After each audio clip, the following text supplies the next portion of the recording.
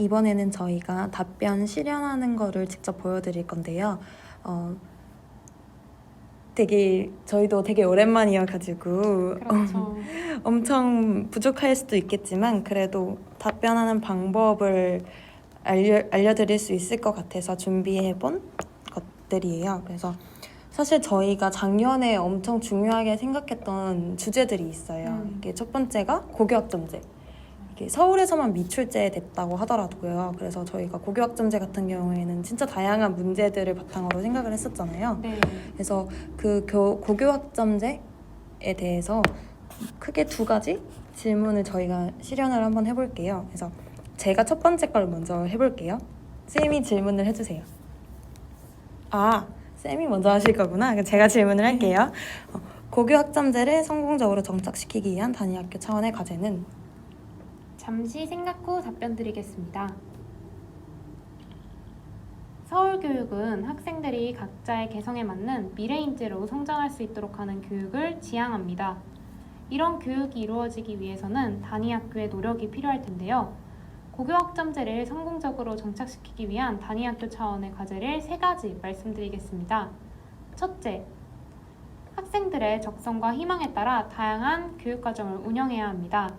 예를 들어 학생들에게 설문을 하여 정말 아이들이 원하고 필요로 하는 교육이 무엇인지 알아내고 그 교육을 제공해야 합니다. 또한 연합형, 거점형, 온라인형 교육과정을 운영할 수도 있습니다. 둘째, 학생 참여 협력형으로 수업을 할 수 있도록 지원해야 합니다. 단순히 형식적으로 학생들의 선택권을 보장하는 것이 아니라 학생이 적극적으로 참여하여 배움의 주인이 될 수 있도록 해야 합니다. 따라서 학교 차원에서 학생 참여형 수업이 이루어질 수 있도록 공간을 제공하고 수업 연구를 위한 교원학습 공동체를 적극적으로 지원해야 합니다. 셋째, 학생 평가 책무성을 높여야 합니다. 고교학점제는 성취평가와 절대평가를 지향하고 있습니다. 또한 소인수 과목이 많아 교사별 평가가 이루어지기도 합니다. 따라서 성적 부풀리기가 이루어지지 않고 공정한 평가가 될 수 있도록 단위학교 차원에서 노력해야 합니다. 이처럼 교육과정, 수업, 평가 3가지 측면에서 단위학교의 노력이 있어야 고교학점제가 더욱 효과적으로 정착할 것입니다. 제가 교사가 되면 단위학교를 도와 학생들의 개성을 살리는 고교학점제가 정착할 수 있도록 노력하겠습니다. 이상입니다. 이번에는 제가 한번 두 번째 질문을 수학쌤께 드려볼게요. 고교학점제 내실화를 위해 교사에게 필요한 역량은 무엇일까요? 잠시 생각한 후 답변 드리겠습니다.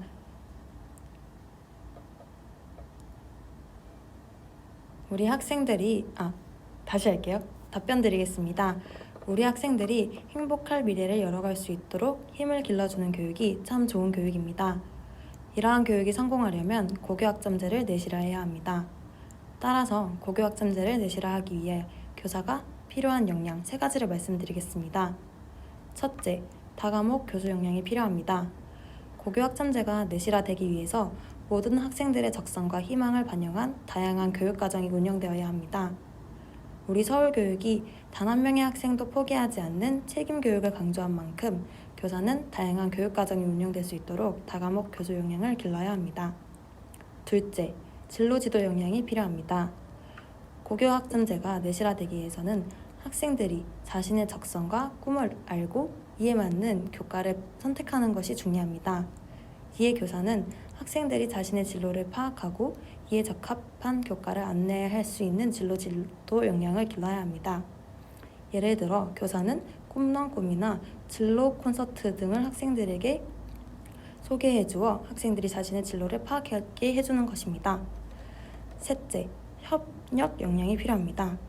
예를 들어 학교 내 교원학습 공동체를 통해 질 높은 교육과정 수업 평가를 운영하고 더 나아가 학교 간 또는 지역사회와 협력하여 학생의 배움의 경계를 허물고 모든 학생들이 행복할 수 있는 교육이 이루어져야 합니다. 따라서 고교학점제의 내실화를 위해 교사의 협력 역량이 필요합니다. 제가 교사가 된다면 다과목 교수 역량, 진로지도 역량, 협력 역량을 비롯하여 다양한 역량 강화를 통해 고교학점제의 내실화를 위해 앞장서겠습니다. 민망하네요. 진짜 이 2개 질문이 고교학점제 너무 다양한 질문이 나올 수 있는데 쉽게 답변하기 어려운 질문인 것 같아요. 맞아요. 그리고 특히 저는 역량을 사실 아까 틀을 말씀드렸을 때는 소유업자를 얘기해 드렸잖아요.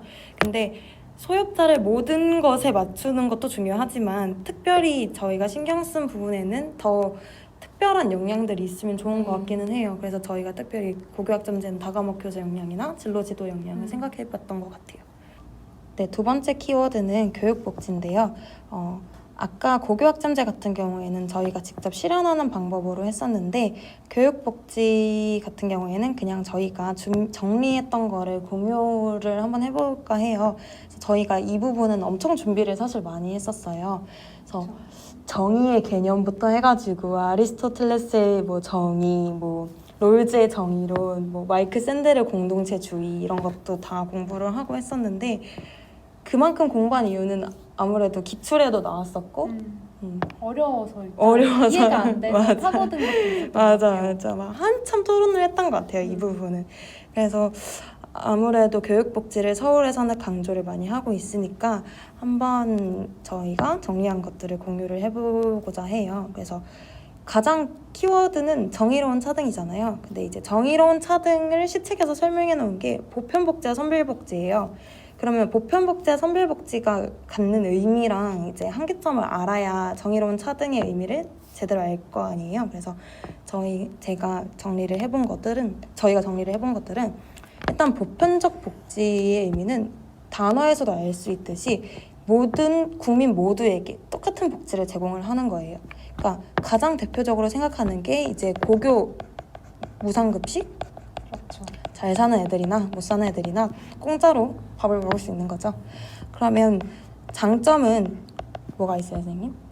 형평성을 제공할 수 있다는 장점이 있는 것 같아요. 맞아요.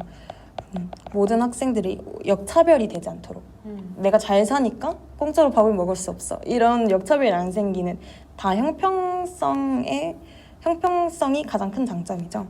그리고 단점이라고 하면 선생님 뭐가 있을까요?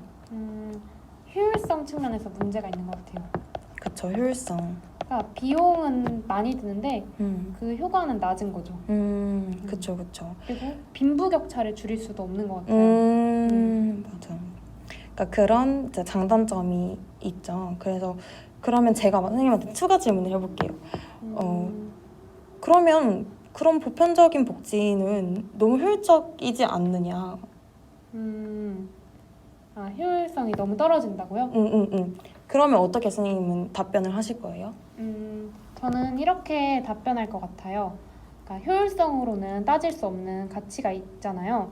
그러니까 효율성만을 추구한다면 훼손되는 가치가 분명히 있을 거예요. 그러니까 어떤 게 그런 거냐면 단순히 이제 선별적으로 위의 부를 이제 부가 낮은 학생들에게 돌려주는 방식이 이루어진다면 사회가 이분화될 수도 있겠죠.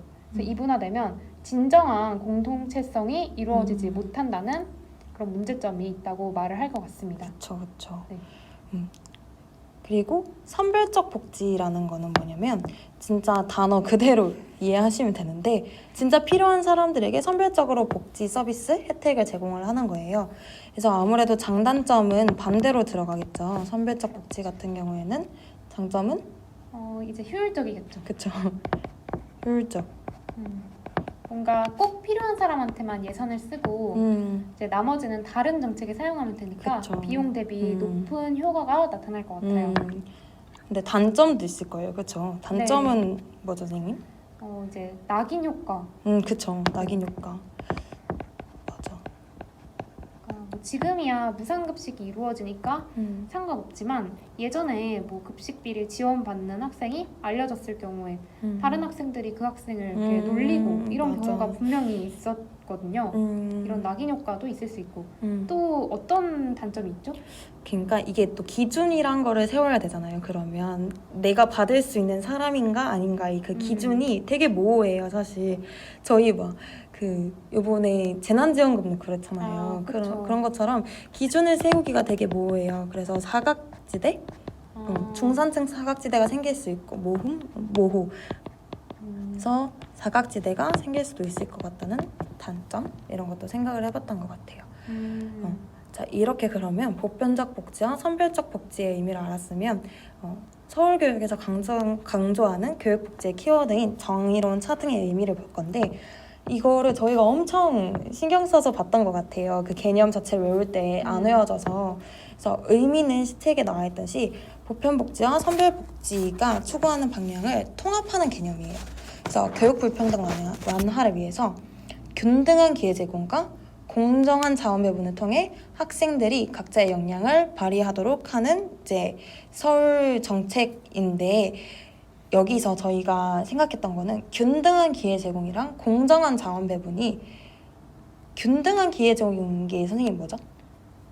모든 사람한테 균등하게 기회를 제공하는 거니까 보편적인 복지인 것 같아요.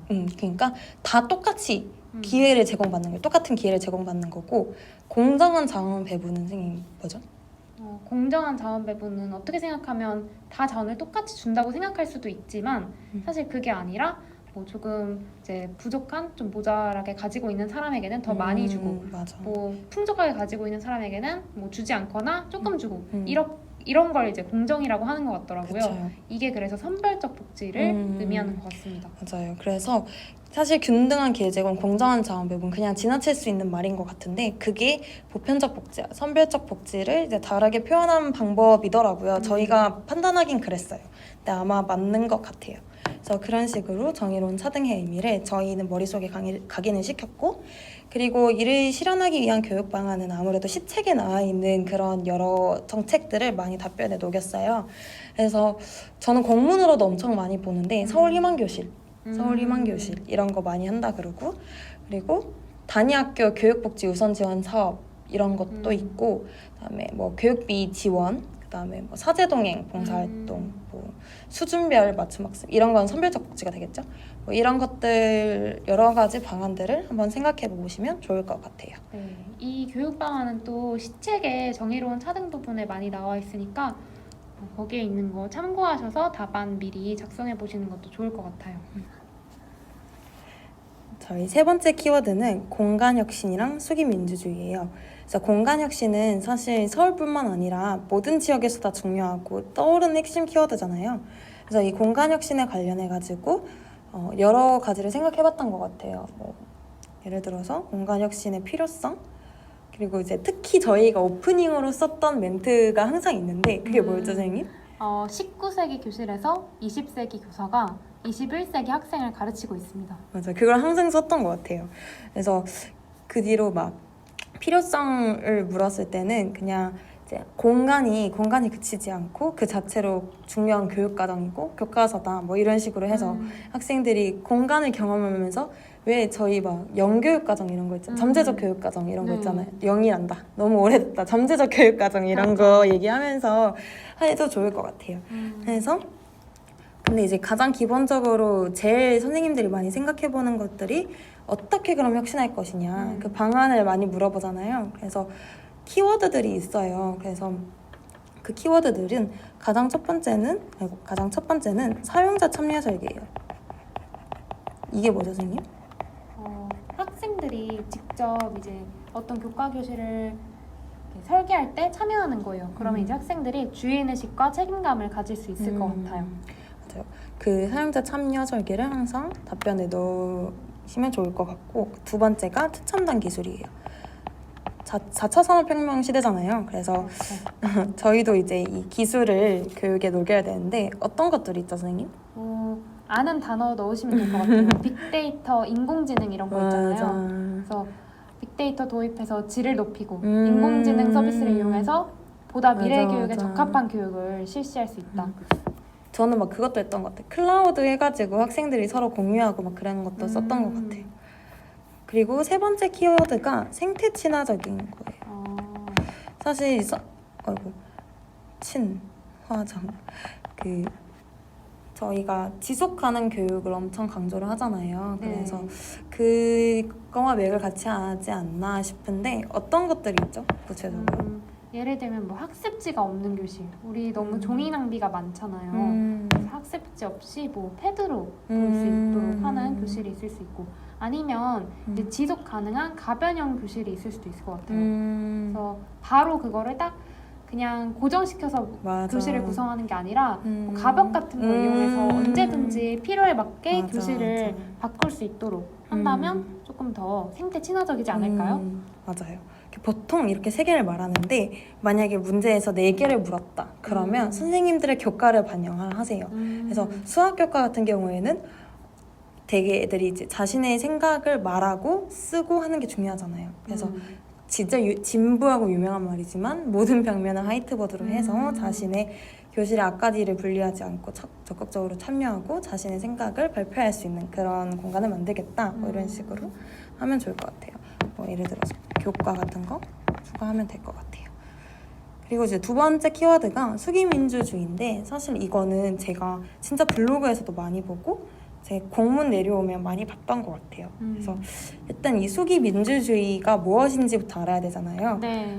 선생님이 알려주세요. 수기민주주의는요, 단순한 투표를 넘어서 안건 토의를 거치며 그 속에서 서로의 선호를 이해하고 절충할 점은 절충함으로써 합의를 통해 이해를 조정하는 민주주의 형식이에요. 그래서 중요 포인트는 이제 토의, 뭐 이해, 절충, 합의 이런 것들이 이제 주요 포인트인 것 같아요. 맞아요.